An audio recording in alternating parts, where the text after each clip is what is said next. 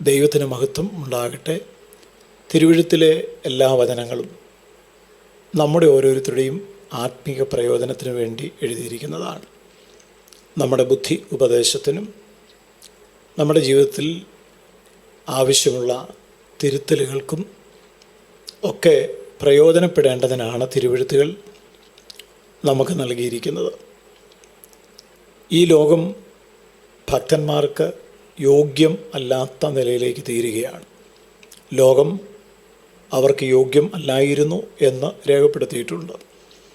ക്രിസ്തുയേശുവിൽ ഭക്തിയോടെ ജീവിക്കുവാൻ ആഗ്രഹിക്കുന്നവർക്ക് അവർ വല്ലാതെ കിടന്ന് വിഷമിക്കുകയാണ്. ഭക്തന്മാരില്ലാതെ പോകുന്നു, വിശ്വസ്തന്മാർ മനുഷ്യപുത്രന്മാർ കുറഞ്ഞിരിക്കുന്നു എന്നുള്ള വചനം പോലെ അവർ ഒറ്റയ്ക്ക് നിന്ന് പല പ്രതിസന്ധികളെയും അതിജീവിക്കേണ്ടതായിട്ട് വരുന്നു. ഇങ്ങനെയുള്ള സാഹചര്യത്തിൽ അവർക്ക് കരുത്തും ധൈര്യവും ബലവും ദൈവത്തിൻ്റെ വചനത്തിൽ നിന്നാണ് ലഭിക്കുന്നത്. യേശു ഇതേ സാഹചര്യങ്ങളിലൂടെ കടന്നു പോയിട്ടുണ്ട്. ഒരുപാട് പരീക്ഷകൾ യേശുവിന് അതിജീവിക്കേണ്ടതായിട്ട് വന്നിട്ടുണ്ട്. അവിടെയൊക്കെ യേശു എങ്ങനെ ഇതിനെ അതിജീവിച്ചു എന്നുള്ളത് നമുക്ക് എഴുതി നൽകിയിരിക്കുന്നത് നമ്മോടുള്ള ദൈവത്തിൻ്റെ സ്നേഹം നിമിത്തമാണ്. ലൂക്കോസ് 4:3-4 വരെയുള്ള വാക്യങ്ങളിൽ, അപ്പോൾ പിശാച് യേശുവിനോട്, നീ ദൈവപുത്രൻ എങ്കിൽ ഈ കല്ലിനോട് അപ്പമായി തീരുവാൻ കൽപ്പിക്കുക എന്ന് പറഞ്ഞു. യേശു അവനോട്, മനുഷ്യൻ അപ്പം കൊണ്ട് മാത്രമല്ല ജീവിക്കുന്നത് എന്ന് എഴുതിയിരിക്കുന്നു എന്ന് ഉത്തരം പറഞ്ഞു. ദൈവസ്നേഹത്തെ സംശയിക്കുന്ന നിലയിൽ ദൈവത്തിൻ്റെ കരുതലുകളെക്കുറിച്ചും ദൈവത്തിൻ്റെ വാഗ്ദത്തങ്ങളെക്കുറിച്ചുമൊക്കെയുള്ള സംശയം നമ്മുടെ ഉള്ളിൽ പിശാച് വിതയ്ക്കുന്നു എന്നുള്ളത് നിഷേധിക്കുവാൻ പറ്റുന്ന കാര്യമല്ല.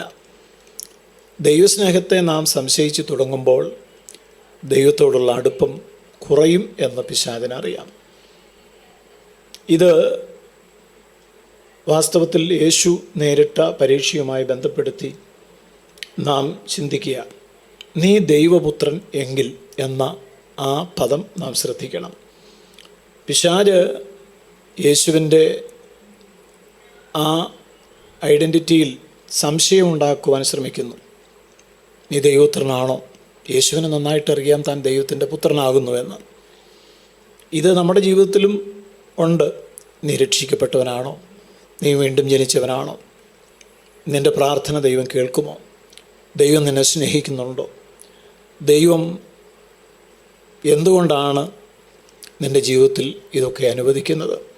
ദൈവം നിന്നെ കരുതുന്നു എങ്കിൽ നീ ഇന്നും ഈ അവസ്ഥയിൽ കിടക്കുമായിരുന്നു. ഇങ്ങനെ ദൈവത്തിൻ്റെ സ്നേഹത്തെ സംശയിപ്പിക്കുന്ന സംശയത്തിൻ്റെ വിത്ത് സാത്താൻ പലപ്പോഴും നമ്മുടെ ഉള്ളിലും വിതയ്ക്കാറുണ്ട്. ഇതൊക്കെ നമുക്ക് കർത്താവിലുള്ള ആ വിശ്വാസത്തെ കുലുക്കിക്കളയുവാനുള്ള പരീക്ഷകളാണ്. അവിടെയാണ് ദൈവവചനത്തിൻ്റെ ശക്തി നാം തിരിച്ചറിയുന്നത്. യേശു ഒരത്ഭുതം പ്രവർത്തിച്ചുകൊണ്ടല്ല സാത്താനെ തോൽപ്പിച്ചത്, മറിച്ച് ദൈവവചനം ഉദ്ധരിച്ചുകൊണ്ടാണ്. പരീക്ഷകൾക്ക് എതിരെ വിജയിക്കുവാനുള്ള ആയുധം എന്ന് പറയുന്നത് വചനം, അതിനെക്കുറിച്ചുള്ള വെളിപ്പാടുകളാണ്. നാം ഇത് എത്ര പേര് ചിന്തിക്കുന്നുണ്ട് എന്നെനിക്കറിയത്തില്ല. അതായത് യേശുക്രിസ്തുവിനുണ്ടായ പരീക്ഷ എന്ന് പറയുന്നത്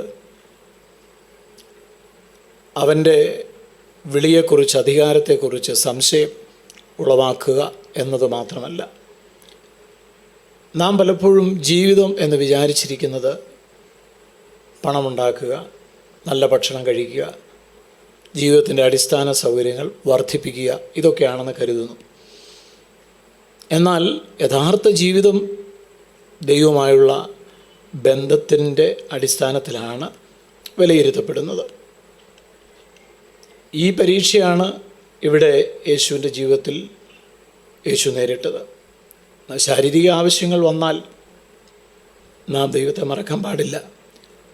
പ്രശ്നങ്ങൾ വന്നാൽ തെറ്റായ വഴി സ്വീകരിക്കാൻ ഒരിക്കലും പാടില്ല.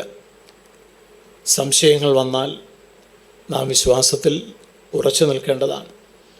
എല്ലാറ്റിനും മുകളിൽ, എല്ലാറ്റിനുപരിയായി ദൈവവചനം എന്താണോ ഈ കാര്യത്തെക്കുറിച്ച് പറഞ്ഞിരിക്കുന്നത് അതിൽ മാത്രം നമ്മൾ ആശ്രയിക്കണം. അതായത് ഇവിടുത്തെ പരീക്ഷ ശരീരത്തിൻ്റെ ആവശ്യങ്ങൾക്കായി ദൈവത്തിൻ്റെ ഇഷ്ടത്തെ പണയം വെക്കുവാൻ അല്ലെങ്കിൽ ബലി കഴിക്കുവാൻ ഉള്ള പരീക്ഷയായിരുന്നു. വിശ്വാസം പരീക്ഷിക്കപ്പെടാം, പക്ഷേ വചനത്തിലൂടെ നമുക്ക് ജയം പ്രാപിക്കാം. ഇത് നമ്മോടുള്ള ദൈവത്തിൻ്റെ ആലോചനയാണ്. അതുകൊണ്ട് നമ്മുടെ ശാരീരിക ആവശ്യങ്ങളെക്കാൾ പ്രാധാന്യം ആത്മീയ ജീവിതമാണ്. എൻ്റെ ഇഷ്ടം അല്ല, ദൈവത്തിൻ്റെ ഇഷ്ടമാണ് പ്രധാനം.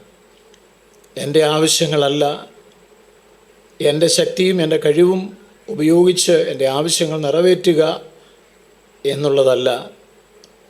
ദൈവത്തിൻ്റെ ഇഷ്ടം എന്താണോ അതിന് കീഴ്പ്പെടുക എന്നുള്ളതാണ്. മനുഷ്യൻ അപ്പം കൊണ്ട് മാത്രമല്ല ജീവിക്കുന്നത്.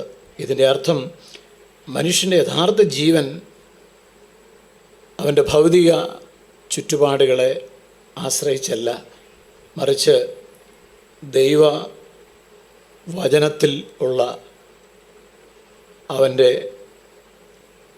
നിലനിൽപ്പാണ് യഥാർത്ഥ ജീവൻ.